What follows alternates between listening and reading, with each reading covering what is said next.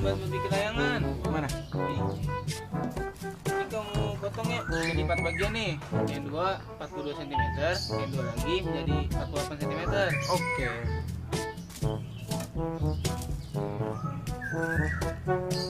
Dap, aku lupa beli benang. Lah kok bisa lupa? Ya udah sono beli dah.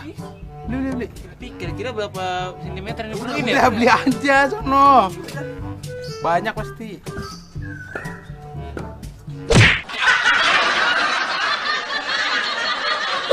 Halo sahabat edukasi, bagaimana? Kapan terakhir kali kalian main layang-layang? Atau membuat layang-layang sendiri gitu? Ternyata kita kalau membuat layang-layang itu seperti lagunya dulu kan, ku ambil bulu sebatang, ku timbang dengan benar dan segala macam. Nah itu ternyata ada konsep-konsep matematika yang diterapkan di situ, karena titik pertemuan di garis yang di tengah, kemudian benang yang kita ambil dari sisi luarnya, bambu yang kita jadikan layang-layang itu, semuanya itu ternyata membentuk segitiga, yang mana siku-siku dan benang-benangnya itu membentuk sisi miring dari segitiga, yang di situ mencerminkan tentang rumus Pitagoras. Nah, apa itu teorema Pitagoras? Teorema Pitagoras itu adalah teori yang menunjukkan hubungan antara sisi dalam segitiga siku-siku. Ingat, segitiga siku-siku. Jadi bunyi teorema Pitagoras itu adalah pada segitiga siku-siku berlaku kuadrat sisi terpanjang adalah sama dengan jumlah kuadrat sisi penyikunya. Atau kuadrat sisi miring itu sama dengan jumlah dari kuadrat sisi siku-sikunya. Nah, seperti terlihat pada gambar, sisi miringnya itu C, lalu sisi siku-sikunya itu ada A dan B. Maka sesuai dengan rumus Pitagoras didapatkan bahwa C kuadrat sama dengan A kuadrat ditambah dengan B kuadrat. Atau C sama dengan akar dari A kuadrat ditambah dengan B kuadrat. Hal yang sama bisa kita lakukan dengan yang lain, jadinya dengan hubungan itu kita bisa lihat bahwa A kuadrat sama dengan C kuadrat dikurangi dengan B kuadrat, atau A sama dengan akar dari C kuadrat dikurangi dengan B kuadrat. Hubungan ini juga kita bisa gunakan untuk mencari sisi B, di mana B kuadrat sama dengan C kuadrat dikurangi dengan A kuadrat, atau B sama dengan akar dari C kuadrat dikurang dengan A kuadrat. Nah, dengan menggunakan teorema Pitagoras, kita dapat menentukan panjang sebuah sisi pada segitiga siku-siku jika panjang dua sisi yang lainnya diketahui, atau kita bisa menentukan panjang sisi yang lain ketika dua panjang sisi yang lainnya diketahui. Nah, sekarang kita lihat ke masalah dari teman-teman kita tadi. Mereka ingin membuat layang-layang. Layang-layang itu ada dua rusuk paling tidak yang kita buat untuk bambunya itu kan. Bambu panjang begini kita ikat di sini di tengahnya. Sekarang benang-benangnya ini yang mengelilinginya ini ditanya, kalau bambu yang panjangnya 48 cm menjadi dua bagian sama panjang, sedangkan bambu berukuran 42 cm terbagi menjadi 10 cm dan 32 cm. Pertanyaannya adalah, berapa banyak benang yang dibutuhkan untuk membuat layang-layang tersebut? Maka seperti yang sudah-sudah, kita kumpulkan dulu yang kita ketahui. Kita ketahui bambu panjangnya 48 cm, dua bagiannya sama panjang, berarti ini bambu yang menjadi sayap nih. Makanya panjangnya sama. Kemudian ada lagi bambu berukuran 42 cm terbagi menjadi 10 cm dan 32 cm. Ini berarti bambu yang di tengah. Yang 10 cm yang biasanya di atas, 32 cm yang di bawah. Kita misalkan bambu dengan ukuran 48 cm yaitu panjangnya itu PR, dan bambu dengan ukuran 42 cm panjangnya SQ. Nah, untuk menghitung panjang benang minimum yang diperlukan untuk membuat layang-layang ini, itu sebenarnya kita sedang menghitung keliling dari layang-layang PQRS, di mana keempat sisi yang ada itu kita jumlahkan. Jadi keliling layang-layang PQRS itu sama dengan panjang PQ ditambah panjang QR ditambah panjang RS dan ditambah panjang SP. Nah, kita lihat, tinggal misalkan panjang PS. Kita dapatkan panjang PS dari mana? Dengan teorema Pitagoras, di mana PS itu adalah hipotenusanya atau sisi miringnya. Kemudian sisi siku-sikunya itu adalah PT dan TS. Maka kita masukkan PS kuadrat sama dengan PT kuadrat ditambah dengan TS kuadrat. Sama dengan 24 kuadrat tambah 10 kuadrat. Sehingga diperolehlah PS sama dengan 26 cm. Kemudian PQ. PQ itu sisi miring dengan sisi siku-sikunya 24 atau PT dengan TQ. Kita lihat PQ kuadrat sama dengan PT kuadrat ditambah dengan TQ kuadrat sama dengan 24 kuadrat ditambah dengan 32 kuadrat sehingga diperoleh PQ sama dengan 40 cm. Maka keliling layang-layang PQRS itu sama dengan 2 kali 26 cm ditambah dengan 40 cm. Sama dengan 132 cm. Jadi banyaknya atau panjang minimum benang yang kita butuhkan untuk membuat layang-layang PQRS adalah 132 cm. Nah sahabat edukasi, itu tadi pengawalan tentang Pitagoras. Ternyata dari Pitagoras kita bisa menghitung atau kita bisa mengetahui hubungan antar sisi-sisi di dalam sebuah segitiga siku-siku. Dari Pitagoras juga kita akan belajar tentang banyak hal. Dan dengan ilmu matematika kita menjadi insan yang lebih baik dan insan yang mantul. Manfaat betul.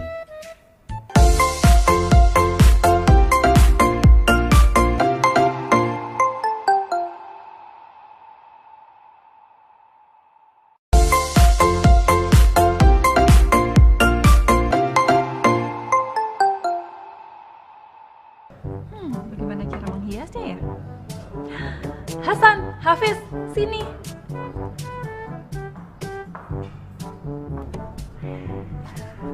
Kenapa tante? Iya tante, mau ngasih THR. Ah kamu, itu nanti. Sekarang kalian bantu tante menghias 2 kotak ini dengan pita merah ya.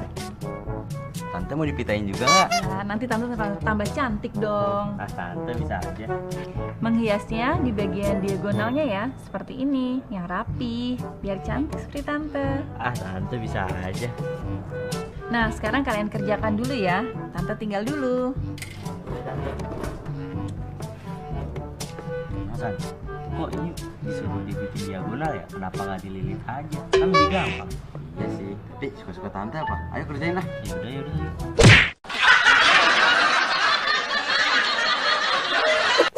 Ya sahabat edukasi, itu tadi ada tante kita ya yang minta bantuan untuk membuat atau menghias kotak-kotak ini dengan pita.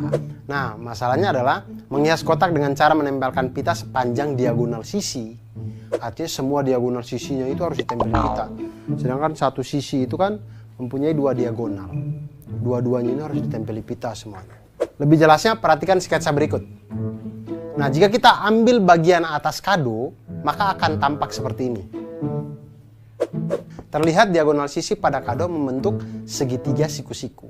Nah, sedangkan kita tahu bahwa tadi pada segitiga siku-siku itu berlaku hukum Pitagoras atau berlaku rumus Pitagoras, yaitu kuadrat sisi terpanjang adalah sama dengan jumlah kuadrat sisi penyikunya. Seperti segitiga dengan hipotenusa atau sisi miringnya C dengan sisi siku-sikunya A dan B, maka bisa dituliskan dengan C kuadrat sama dengan A kuadrat ditambah dengan B kuadrat. Atau C sama dengan akar dari A kuadrat ditambah dengan B kuadrat.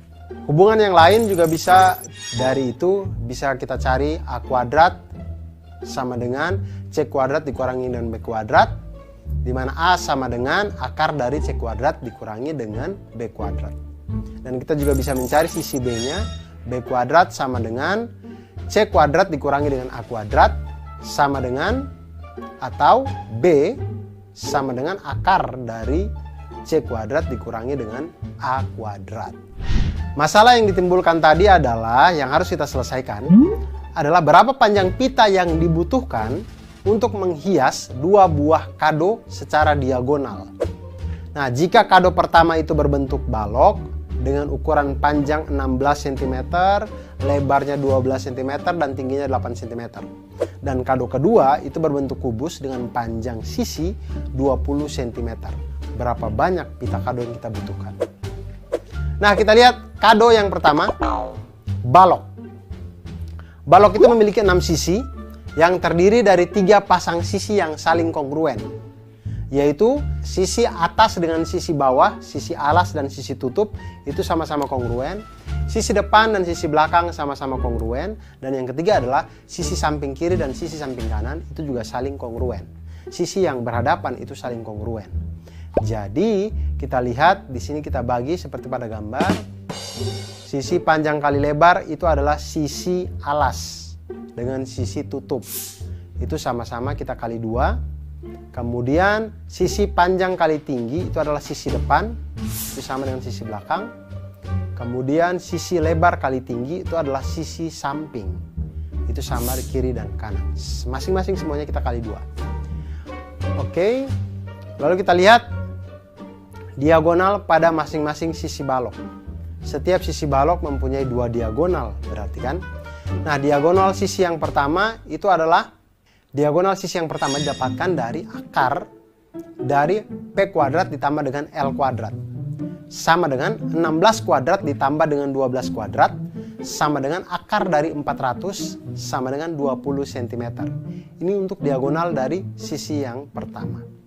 Diagonal sisi yang kedua dapatkan dari akar dari P kuadrat ditambah dengan T kuadrat sama dengan akar dari 16 kuadrat ditambah dengan 8 kuadrat sama dengan akar dari 320 sama dengan akar dari 64 kali 5 sama dengan 8 akar 5 cm atau 17,8 cm. Kemudian diagonal sisi yang ketiga yaitu akar dari T kuadrat ditambah dengan L kuadrat sama dengan akar dari 8 kuadrat ditambah dengan 12 kuadrat sama dengan akar dari 208 sama dengan akar dari 16 kali 13 sama dengan 4 akar 13 cm atau 14,4 cm. Nah, kita lihat sahabat edukasi, banyaknya pita yang dibutuhkan untuk masing-masing sisi itu 2. Karena satu sisi ada satu diagonal sini, satu diagonal gini. Diagonal saling menyilang sehingga selalu ada 2 diagonal di setiap sisi.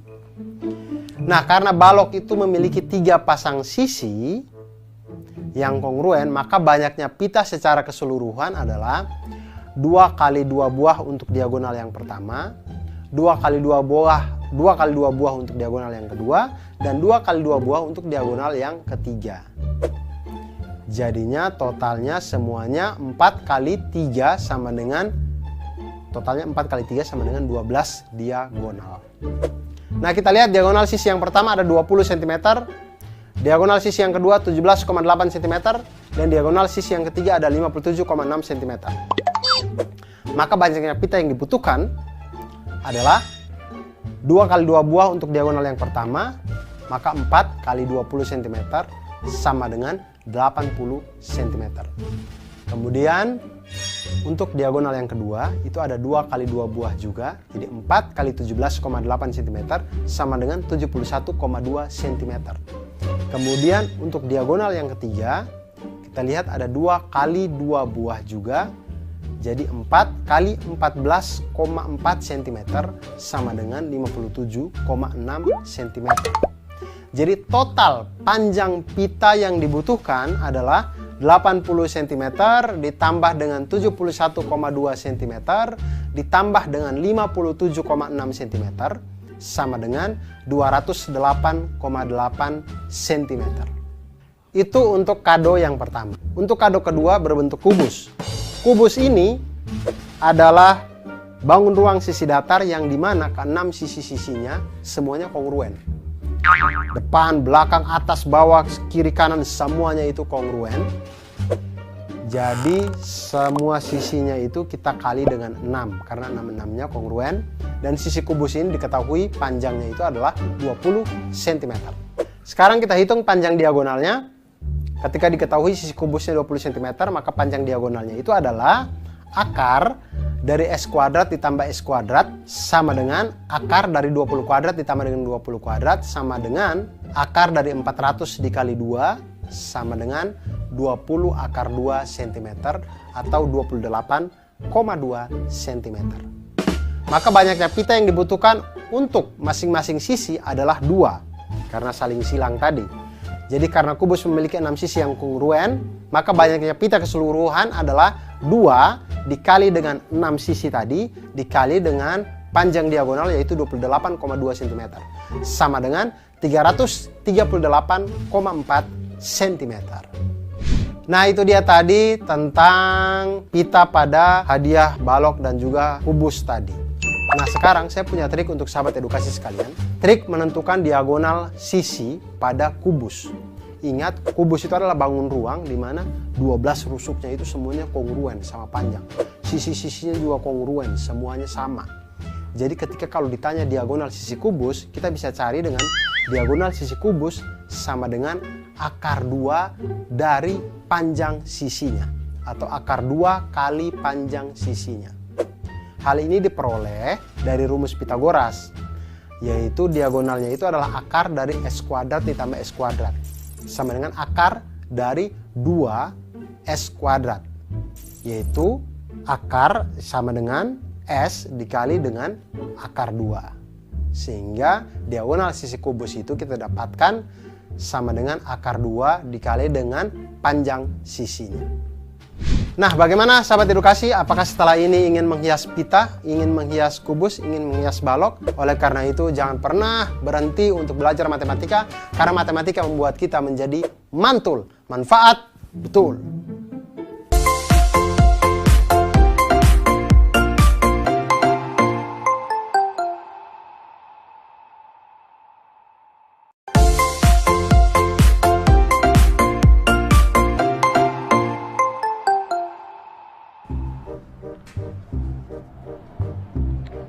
Mah, gimana nih mah? Udah siang nih mah. Jadi berangkat gak? Iya jadi, tapi anak-anak kemana? Gak tahu kemana mereka. Ah ini dia. Lama amat sekalian. Aduh. Kalian pada kemana sih? Ini Bu biasa, bangun Dava susah bener. Ya ampun Dava, kita kan itu mau pergi nih. Udah janjian jam 11, jadi apa enggak? Jadi Bu, jadi. Iya Bu, si Hasan teman aku dia katanya mau ikut juga ke panti Bu. Nah, Terus jadi kita bisa nggak Bu mampir ke rumah dia dulu jemput dia? jemput. Iya. Sekarang aja udah jam 10. Iya Bu kan. Oh iya kan juga dari rumah kita ke rumahnya si Hasan itu kan jaraknya 48 km. Terus dari rumah Hasan ke panti 36 km. Terus Bapak kan biasanya kalau bawa mobil kan 60 km per jam. Aduh, lama bikin ngantuk. Enak bisa tidur. Nah, terus sekarang gimana? Kita jemput Hasan dulu atau langsung panti nih? Wah, enaknya sih kalau aku Bu mendingan tidur Bu.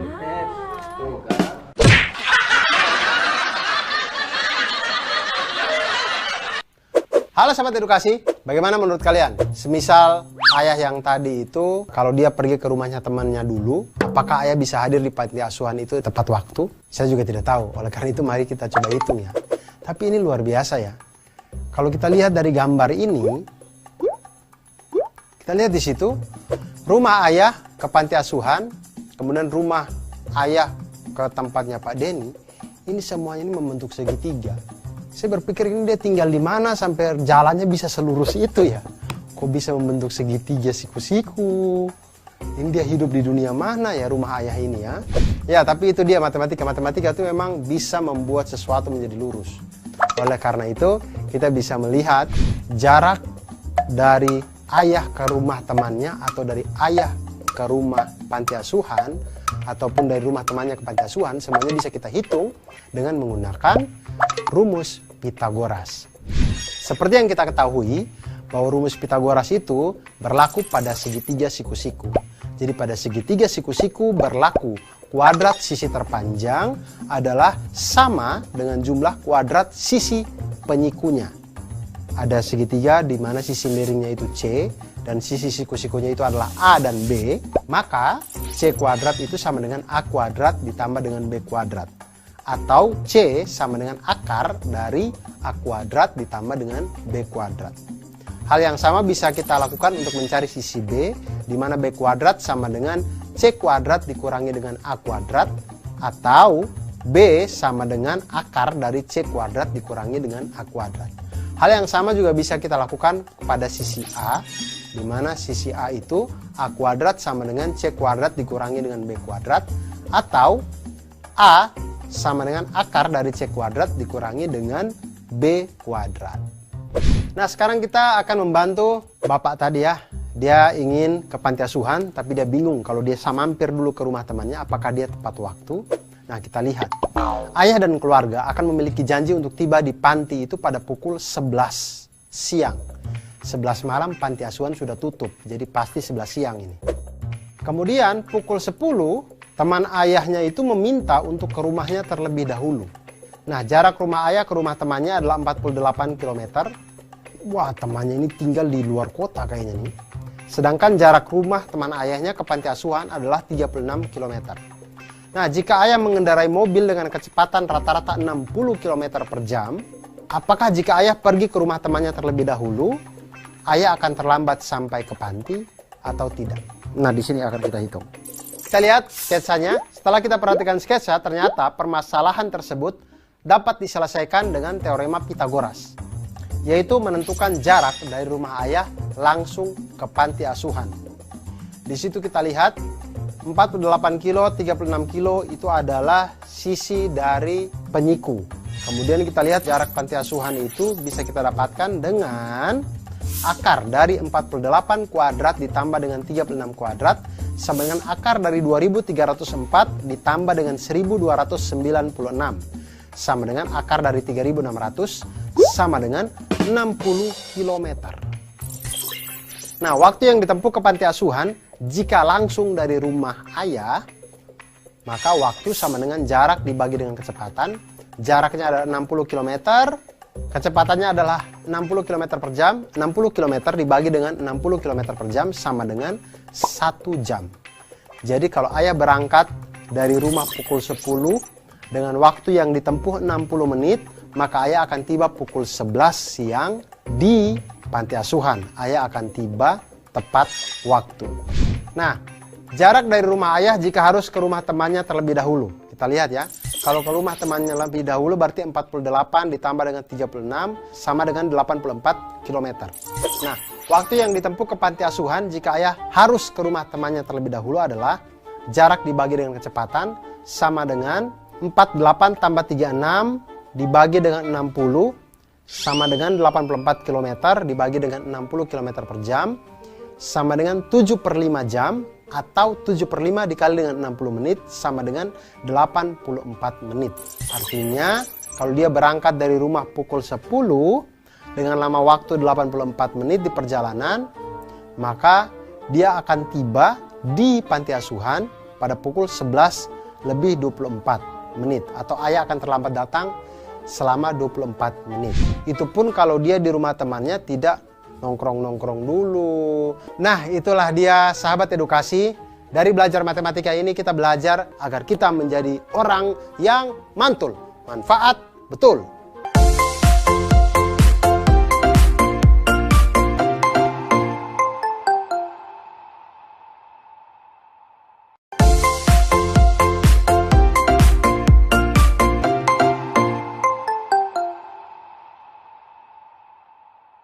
Ya adek-adek kita berkumpul. Kandang ngumpul, Kak. Iya makanya suruh berkumpul.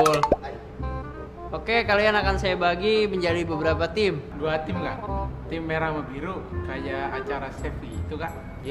Itu mah sebelah. Ya makanya dengerin dulu. Jadi tugas kalian nanti akan mengukur tinggi tembok. Kalian bebas mengukur menggunakan alat yang saya bawa ini. Jadi yang tercepat dan yang terbenar akan mendapatkan hadiah. Wah. Ngukurnya pakai apa, Kak? Ya pakai inilah, masa pakai jari. Jadi kalian ngukur pakai alat ini. Setelah kalian mau kayak gimana, yang penting alatnya pakai alat ini. Siap semua? Siap. Mantap. Itu kita ngitung ngukurnya manjat tembok baru ngukur pakai penggaris sama meteran atau gimana dah? Nggak tahu dah. Tahu dah. Nggak tahu dah. Nggak tahu. Tahu dah.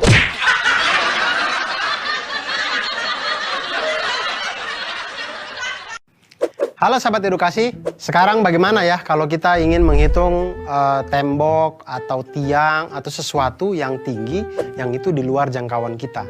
Misal juga kalau kita menghitung tingginya Monas. Nah, tapi kalau kita menggunakan konsep Pitagoras, kita bisa menghitung itu dengan aman, safety, dan akurat. Kenapa bisa dengan Pitagoras? Karena Pitagoras itu dalam segitiga siku-siku berlaku kuadrat sisi miring itu sama dengan jumlah dari kuadrat sisi siku-sikunya. Nah, di sini kalau kita lihat ada segitiga dengan sisi miringnya C, kemudian sisi siku-sikunya itu A dan B, maka bisa dituliskan C kuadrat sama dengan A kuadrat ditambah dengan B kuadrat. Atau C sama dengan akar dari A kuadrat ditambah dengan B kuadrat. Nah, hal yang sama bisa kita lakukan pada sisi A. A kuadrat sama dengan C kuadrat dikurangi dengan B kuadrat. Atau A sama dengan akar dari C kuadrat dikurangi dengan B kuadrat. Hal yang sama juga bisa kita lakukan pada sisi B, di mana B kuadrat sama dengan C kuadrat dikurangi dengan A kuadrat. Atau B sama dengan akar dari C kuadrat dikurangi dengan A kuadrat. Nah, sekarang kita lihat, tadi sekelompok anak diberikan tugas oleh kakak pembinanya untuk mengukur tinggi yang sulit dijangkau, yaitu tinggi tembok. Nah, bagaimana caranya mereka menghitung tinggi tembok ini ketika temboknya mereka tidak bisa jangkau? Bagaimana cara untuk menghitungnya? Nah, salah satu cara sederhananya adalah dengan menyenderkan tangga dengan ujung atasnya itu pada tembok, sehingga tampak seperti sketsa berikut ini. Lihat, tangga atau bambu atau kayu. Jangan senderkan harapan di situ, jangan, karena tidak akan membentuk apa-apa. Senderkanlah tangga atau kayu atau bambu sehingga membentuk segitiga dengan benda yang kita tempelkan tadi atau tangga yang kita tempelkan tadi sebagai hipotenusanya atau sisi miringnya. Di situ kita bisa namakan sisi C, sisi A, dan sisi B.